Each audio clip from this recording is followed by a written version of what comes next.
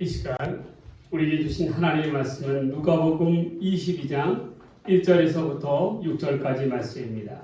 신약 성경 133쪽입니다.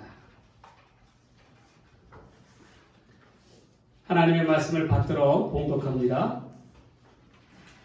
6월절이라 하는 무교절이 다가오매 대제사장들과 서기관들이 예수를 무슨 방도로 죽일까 궁리하니 이는 그들이 백성을 두려워함이더라. 12 중에 하나인 가룟인이라 부르는 유다에게 사탄이 들어가니 이에 유다가 대제사장들과 성전 경비대장들에게 가서 예수를 넘겨줄 방도를 의논하며 그들이 기뻐하여 돈을 주기로 언약하는지라. 유다가 허락하고 예수를 무리가 없을 때에 넘겨줄 기회를 찾더라. 아멘.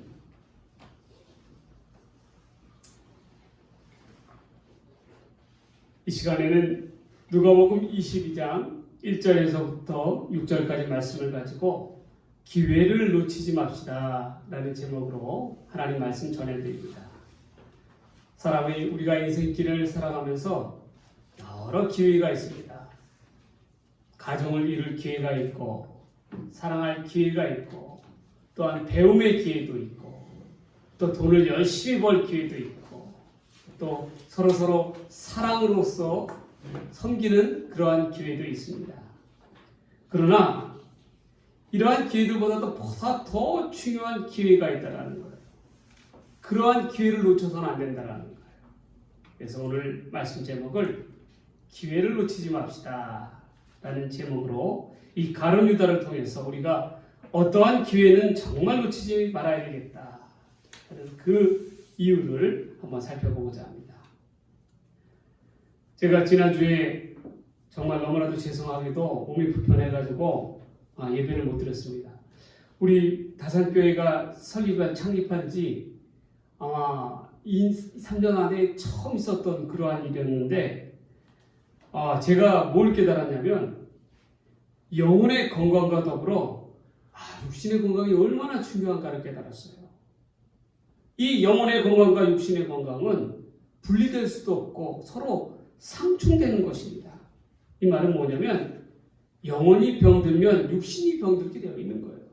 또한 아무리 영혼이 건강하여도 육신이 받쳐주지 않으면 병들면은 주의 일을 감당하기가 어려운 거예요. 이 하나님의 교회에 예배 드리는 것도 마찬가지예요. 우리의 예배를 이끄시는 분도 하나님이시고 또 하나님 예배를 막으시는 분도 하나님이셔요. 아무리 소수의 무리가 모인 예배를 할지라도 예배를 주관하시는 분, 예배를 받으시는 분은 우리 하나님이시라는 거예요. 전적인 하나님의 주관하에 우리 예배가 인도된다는 거예요. 제가 그걸 깨달았어요. 예배가 우리 드리는 것이 얼마나 중요한지 하나님께서 몸으로 깨닫게 해주시더라고요. 앞으로도 여러분들 저를 위해서 많이 기도해 주시기를 바랍니다. 첫 번째로 우리가 놓치지 말아야 될 기회. 그 기회는 어떠한 기회냐면 진리로 나아갈 기회를 놓치면 안 돼요. 여러분, 우리가 흔히들 생각하기를 가룟 유다 하면 어떠한 이미지가 떠오릅니까?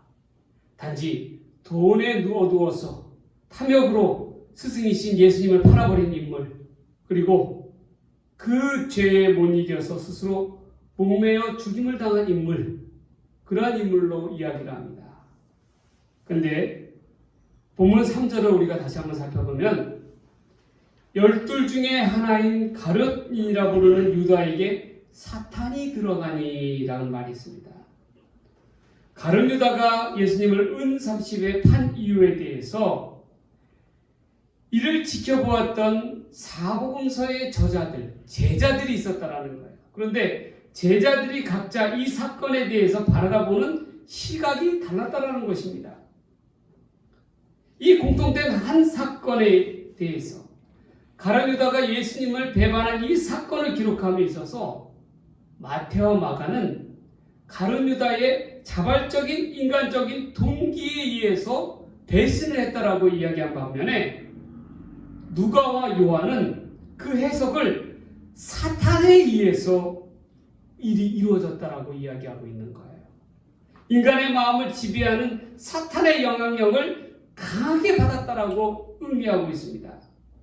사탄이 가룟 유다의 마음속에 예수님을 팔 생각을 넣었고 유다는 단지 사탄의 도구로 사용되었다라는 그러한 설명이에요. 여러분들은 어떻게 생각하십니까? 그러나 어찌되었건 간에 결론은 유다는 예수님을 팔았다는 것입니다. 우리는 여기서 깨달아야 될 영적인 진리가 한 가지 있어요. 뭐냐면 아무리 예수님과 가까이 있었던 제자라 할지라도 무려 예수님과 3년이라는 공생의 기간을 동고동락하며 함께 지내왔던 그러한 제자일지라도 한순간에 사탄에게 넘어갈 수가 있다는 거예요. 여러분, 우리는 뭐 배울 수 있겠습니까? 우리도 마찬가지예요. 우리가 복음의 진리에 가장 가까이에 있다라고 할지라도 복음의 은혜를 입지 못하고 복음 가운데 거하지 못하는 자들이 우리 주변에 얼마나 많이 있습니까? 예수를 믿는다고 하면서도 제대로 예수를 믿는 사람들이 별로 없다라는 거예요. 그래서 우리는 성령 충만이 중요합니다. 성령이 우리 가운데 충만하시면 사탄 마귀가 우리 마음 가운데 들어올 틈이 없어요. 그런데 한때라도 주님의 뜨거운 은혜 가운데 복음 가운데 있었으나 우리의 마음이 세상에 팔려서 우리의 눈이 예수님이 아닌 다른 곳을 바라다 보게 되면 그 틈을 비집고 마귀가 자리를 잡는다는 거예요. 우리 마음속에서. 여러분, 본문의 가룟 유다를 보면요, 그의 삶 속에 사탄이 들어왔습니다. 사탄이 가룟 유다의 마음을 지배하게 된 것은 바로 가룟 유다의 초대로부터 시작됐다는 것을 우리가 잊어서는 안 되는 거예요. 어떠한 초대입니까? 욕심의 초대입니다. 교만의 초대입니다. 의심의 초대였다는 거예요. 이 욕심과 교만과 의심의 문을 통해서 사탄은 아주 당당하게 가룟 유다의 삶을 지배하기 시작하였습니다. 얼마나 안타까운 일이에요. 올림픽의 마라톤 경기를 한번 여러분 보십시오. 49.19km를 선수들이 죽을 힘을 다해서 뛰지 않습니까? 그 거리가 얼마나 긴 거리고 얼마나 힘겨운 거리입니까? 일반인이 선수들이야 뭐 2시간에 주파를 한다고 하지만 일반인들은 5시간, 6시간 돼도 그 거리를 걸어가기도 힘든 거예요. 비탈길 언덕을 오르고 내리막길을 내려가고 햇빛이 내리쬐는 숨막히는 헐떡거리는 고통을 참아가면서 뛰어가는 거예요. 한 번이라도 멈추게 되면 다음번 고지를 향하여 달려나갈 수가 없어요. 그래서 마라톤 선수들은 지치지 않고 계속해서 달리는 것입니다. 신앙의 경주도 마찬가지예요. 우리가 받을 하늘의 상급 면류관을 위해서 성도는 죽도록 달려가야 되는 거예요. 그런데 한번 보십시오, 여러분. 49.19km를 거의 다 달아서 이제는 결승선 테이프를 끊을 주 경기장이 눈앞에 보이는 그때에 그만 그 코앞에서 다리에 힘이 풀려서 맨 앞에 선두로 달리다가 뛰다가 자빠져 버렸다고 생각해 보십시오. 여러분, 그러면 어떻게 되겠습니까? 다시금 일어나서 걸어갈 수가 없어요. 달려갈 수가 없어요. 자기 뒤에 쫓아오던 선수들이 이미 자기를 앞질러 가버립니다. 하나둘씩 앞질러 가버려요. 이를 안타까운 시선으로 바라다볼 수밖에 없습니다. 지금 가룟 유다의 상황이 딱 이러한 상황이라는 거예요. 죽을 고비를 당해서 고생 없는 고생 다 해가며 예수님과 함께 얼마나 고생하였습니까? 먹을 것이 없어서 굶을 때가 한두 번이었겠습니까? 그 비탈진 그러한 광야에서 쪽잠을 잤겠습니까? 3년이라는 시간을 그토록 고생 끝에 나아갔음에도 불구하고 결국 유다는 마지막에 나자빠져 버린 거 아니겠습니까? 예수님을 팔아버린 거 아닙니까? 우리의 인생도 우리의 신앙도 마찬가지예요. 믿음의 경주를 걸어감에 있어서요, 우리는 처음보다 끝이 중요합니다. 다들 처음이야 뭐 순수한 동기로 가득 차 있지 않았겠습니까? 그저 예수님께서 주신 은혜만을 바라다보고 살지 않았어요. 그런데 시간이 지나면서 그 은혜의 열정이 식어가고 예수님 외에 세상 것들이 들어오기 시작하면서 다른 생각들이 그 마음을 자리 잡기 시작합니다. 그런 것들 우리의 마음을 흔들어버리면 마귀는 결코 그 틈을 놓치지 않는다는 거예요. 어느새인가 들어와서 이미 우리의 삶 속에서 왕노릇하고 있는 거예요. 또한 여러분, 우리가 여기서 가룟 유다를 통해서 한 가지 더 살펴볼 게 있어요. 그것은 바로 유다가 늘 무엇을 가까이 하였는가라는 그러한 말입니다. 금목자옥이라는 사자성어가 있죠. 그 말 뜻이 뭡니까? 이 먹을 가까이 하게 되면 어떻게 돼요? 거머쥘 수밖에 없는 거예요. 마찬가지입니다. 이 유다가 예수님과의 제자 공동체에서 맡은 역할은 회계였어요. 회계는 어떠한 일입니까? 돈을 지급하는 사람이에요. 근데 이 회계는 아무에게나 주는 직업, 그게 아니에요. 직책이 아니에요. 가장 믿을만하고 또한 똑똑해야 되고 계산에 밝아야 되고 그러한 사람이에요. 한마디로 얘기해서 제일 똑똑하고 신뢰가 가는 사람에게 맡기는 게 회계 역할이었다는 거예요. 가룟 유다가 예수님의 공동체에서 그런 역할을 했다는 거예요. 그런데 그가 늘 뭘 지급했다고요? 돈을 지급했어요. 그 앞에는 늘 돈이 왔다 갔다 했어요. 결국에 어떻게 됐습니까? 결국 그 돈의 탐욕에 눈이 어둡게 되지 않습니까? 뭐 가룟 유다애들 처음부터 그렇게 했어요? 아니라는 거예요. 근데 자꾸 그 앞에서 돈이 왔다 갔다 하니까 그 돈에 탐욕의 마음이 자라나기 시작했다는 거예요. 여러분, 가룟 유다에게 있어서 그가 돈주머니를 맡았다는 것은 오히려 그의 인생에 있어서는 큰 화근덩어리였다는 거예요. 우리도 마찬가지예요. 우리가 이 땅을 살아가면서 무엇을 가까이 하며 살아가느냐 너무나도 중요합니다. 어떠한 직업을 갖고 사느냐, 어떻게 돈벌이를 하느냐 너무나도 중요해요. 그러나 보다 중요한 것은요, 부정한 방법으로 특히 하나님께 죄를 범하는 범죄하는 직업을 가지고는 결코 하나님의 영광에 이룰 수가 없어요. 왜 그렇습니까? 죄는 결국 죄밖에 나올 수밖에 없기 때문에 그런 거예요.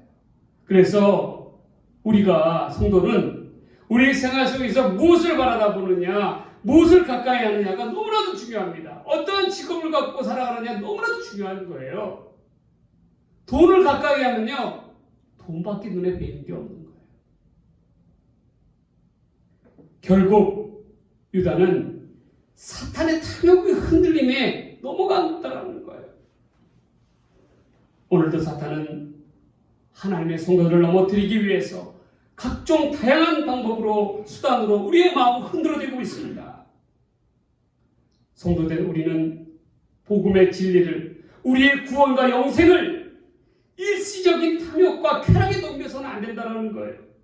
우리가 주의하고 유념하며 또 경계해야 됩니다. 여러분, 어떠한 이유에서든지 복음의 진리로 나아가게 될 기회를 놓쳐서는 안 됩니다. 사탄은 계속해서 우리의 마음을 틈새를 노리고 있어요. 그 틈을 놓치지 않고 집요하게 파고 들어갑니다. 그리고 그 자리에 들어와서는 우리의 마음속에 의심의 씨앗, 욕심의 씨앗, 교만의 씨앗을 뿌려대는 거예요. 그리고 가룟 유다처럼 우리의 마음을 예수님으로부터 멀어지게 만들어버립니다. 죄로 인하여 쓰러져서 넘어져서 다시는 일어나지 못하게 만들어버린다는 거예요. 그러한 까닭에 우리는 늘 성령 충만을 사모하여야 합니다. 사탄이 파고들 틈을 주어서는 안 됩니다. 그리고 믿음에 굳게 서서 복음의 진리 앞에 굳건히 나아가야 된다는 거예요. 성도된 우리는 한시도 복음의 진리를 놓치지 않고 힘껏 붙들고 나아가는 저와 여러분들의 삶이 되기를 주의 이름으로 간절히 소망합니다. 소망합니다. 두 번째로 우리가 놓치지 말아야 될 기회는 어떠한 기회냐면 회개로 돌이킬 기회를 놓쳐서는 안 됩니다. 마태복음 27장에는 예수님을 군병에게 팔아넘긴 가룟유다의 죽음에 대해서 잘 나와 있습니다. 그런데 우리는 여기서 대조된 두 사람을 볼 수가 있어요. 한 사람은 바로 베드로고 한 사람은 가룟유다입니다. 이 둘은 둘 다 마지막에 예수님에 대해서 배신하며 큰 죄를 저질렀습니다. 가룟유다는 예수님을 군병들에게 넘겨주었고 베드로도 가룟유다 못지않게 예수님을 사람들 앞에서 나는 이 사람을 모른다 부인하며 그 이름을 저주하며 비방하였습니다. 이들에게는 서로 공통된 죄가 있었어요. 바로 예수님에 대한 배신입니다. 그러나 그들은 죄를 범한 이후에 서로 너무나도 다른 각자의 길을 택했다라는 거예요. 먼저 베드로는 새벽녘 닭 울음소리에 내가 나를 사람들 앞에서 3번 부인하리라는 예수님의 말씀이 떠올라서 양심의 큰 찔림을 얻었습니다. 그리고 눈물로써 그 자리를 떠날 수밖에 없었어요. 그러나 안타깝게도 가룟유다는 회개할 기회조차도 제 발로 차버렸습니다. 자기 마음대로 예수님을 팔아버리더니 결국 자기 마음대로 어떠한 선택을 했습니까? 극단적인 선택을 했다라는 거. 예수님을 판 은 30을 성소에 던져놓고 물러가 스스로 목을 메었다라고 기록하고 있습니다. 얼마나 어리석은 행위입니까? 베드로도 잘못했습니다. 가룟유다도 잘못했습니다. 그러나 분명한 것은 그들이 그 무엇이 잘못된지 분명히 그들은 둘 다 알고 있었다는 거예요. 안타깝게도 가룟유다는 스스로 자신이 무죄한 죄의 피를 팔고 죄를 범하였다라고 고백하면서 안타까운 선택을 하게 됩니다. 이 말의 의미는 가룟유다 또한 자기가 얼마나 큰 잘못을 저지른가에 대해서 후회하는 마음이 있었다라는 거예요. 뉘우치는 마음이 있었다라는 거예요. 그러나 두 사람의 선택은 어떠했습니까? 베드로는 예수님 앞에 회개함으로 돌이켰지만 가룟유다는 스스로의 선택에 의해서 어떻게 했어요? 차별하고 말았다라는 거예요. 회개함으로 예수님께 돌아올 기회조차도 쳐버렸다라는 것입니다. 이 얼마나 어리석은 선택입니까? 저는 이 부분에 있어서 이러한 생각들을 해봅니다. 이때 만일 가룟유다가 베드로처럼 예수님께 회개함으로 돌아왔으면 어떻게 했을까? 여러분, 예수님께서 받아주셨을까요? 안 받아주셨을까요? 저는 받아주셨을 것이라고 믿습니다. 사람들 앞에서 예수님을 부인하고 그 이름까지도 저주했던 베드로조차도 용서해 주신 예수님이십니다. 허물며 자신을 배신하고 은 30에 대답한 가룟유다라 할지라도 예수님께서 용서해 주시지 않으셨겠습니까? 사람은 누구나 실수를 저지를 수 있어요. 아무리 위대한 사람이라 할지라도 일시적으로 교만해져 버리면 범죄할 수밖에 없습니다. 중요한 것은 범죄한 이후에 어떠한 선택을 하느냐가 너무나도 중요하다는 거예요. 하나님의 사람 다윗을 보십시오. 그가 왕이 되어서도 얼마나 하나님 앞에 충성되고 충직한 종이었습니까? 그러나 한순간에 극악한 범죄를 저지르게 됩니다.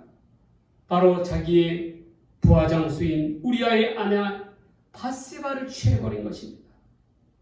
그것도 모자라서 억울하게 우리아를 전장 가운데 죽게 만들었습니다.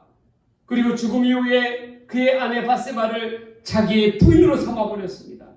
얼마나 추악하고 극악한 범죄의 모습입니까? 이때 하나님께서는 하나님의 선지자 나단을 통하여 다윗의 범죄를 만천하 사람들 앞에서 공포하십니다. 드러나게 하셨다라는 거예요. 한나라의 왕이었던 이 다윗이 얼마나 사람들 앞에 망신을 당합니까? 이때에 다윗은 어떠한 선택을 했습니까? 왕으로서의 다윗은 어떠한 선택을 했어요? 그것을 갖다가 스스로 덮으며 얽어버렸습니까? 자기의 허물을 덮어버렸습니까? 아니었다라는 거예요. 그는 참회의 눈물로 하나님께로 돌아왔다라는 것입니다. 회개를 선택하였다라는 거예요. 다윗의 눈물이 온 침상을 덮었다라고 이야기하고 있습니다. 그가 얼마나 하나님 앞에 애곡하고 통곡하였으면, 얼마나 참회의 눈물을 보였으면 그의 눈물이 온 침상을 덮었다라는 거예요.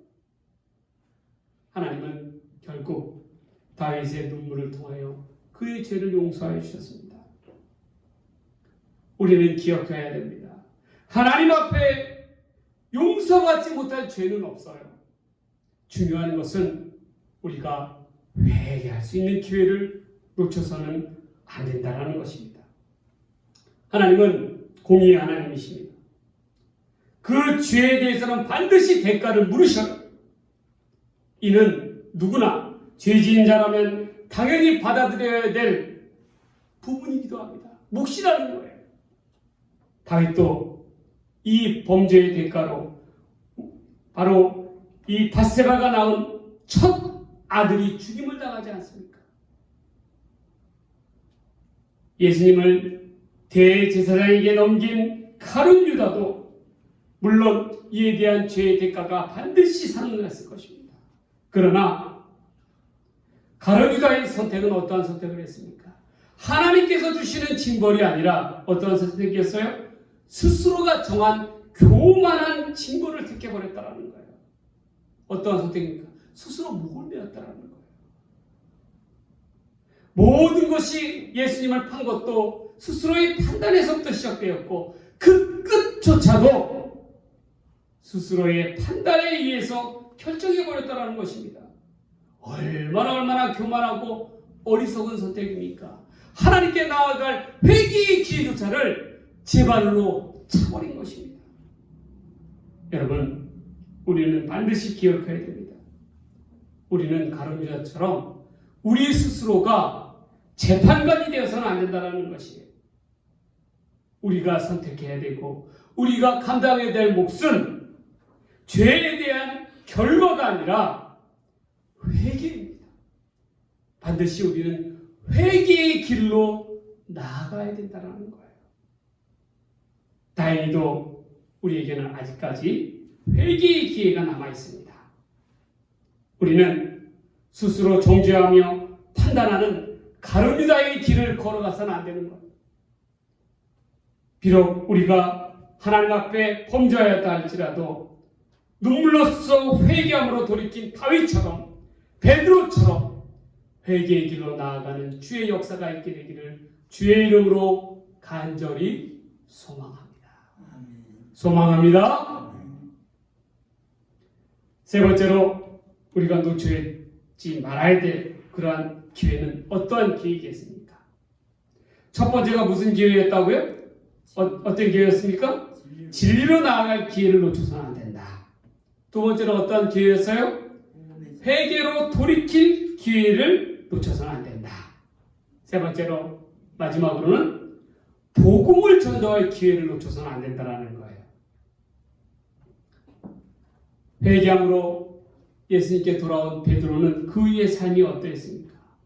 얼마나 그가 죽을 힘을 다해서 주의 복음을 전했습니까? 그 어떠한 위협 앞에서도, 죽음의 공포 앞에서도 그는 물러서지 않았다는 거예요. 그래서 예수님의 말씀 그대로 개박, 즉 반석이라 하신 사도 베드로를 중심으로 세계 곳곳 각처에 하나님의 교회가 세워지지 않습니까? 여러분, 우리가 장차 하늘에서 받게 될 가장 큰 상급은 어떤 상급인지 알아요? 바로 하나님의 복을 전하는 복음 전도자의 상급이 제일 크다라는 거예요.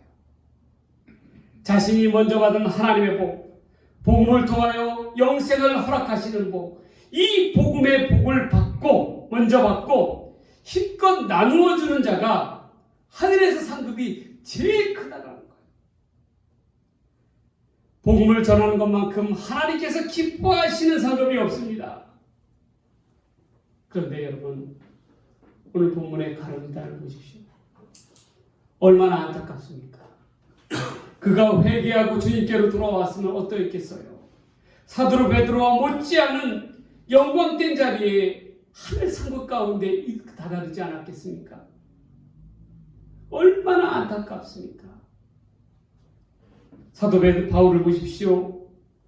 그도 처음에는 예수님을 믿는 자들을 그렇게 핍박하는 자였지만 핍박하는 데 앞장서며 가장 악독하게 굴었던 사울이었지만 그가 다메섹 도상에서 회심하여 복음의 전파를 다할 이방인의 사도가 되었을 때에 일평생 동안 얼마나 복음 전파를 위해서 전력해 나아갑니까?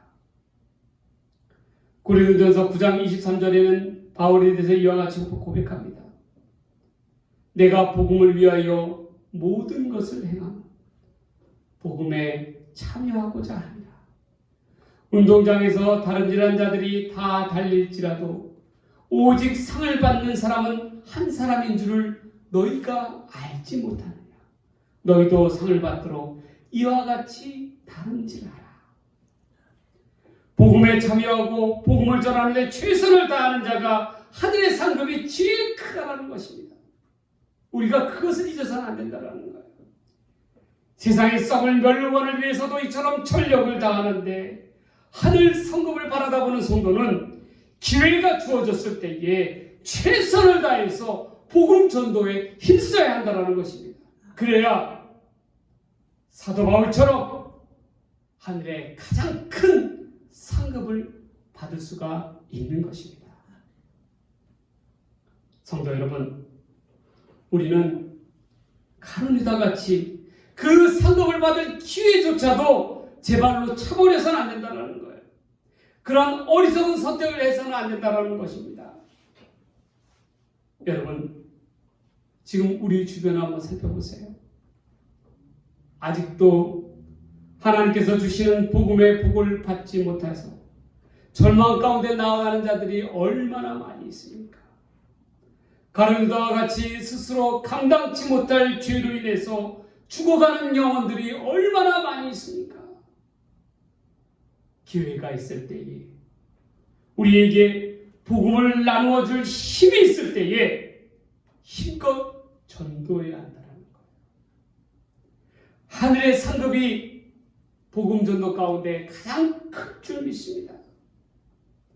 어느 때든지 복음을 전할 수 있을 때에 힘껏 전도하는 하늘 백성들이 되시기를 주의 이름으로 간절히 소망합니다.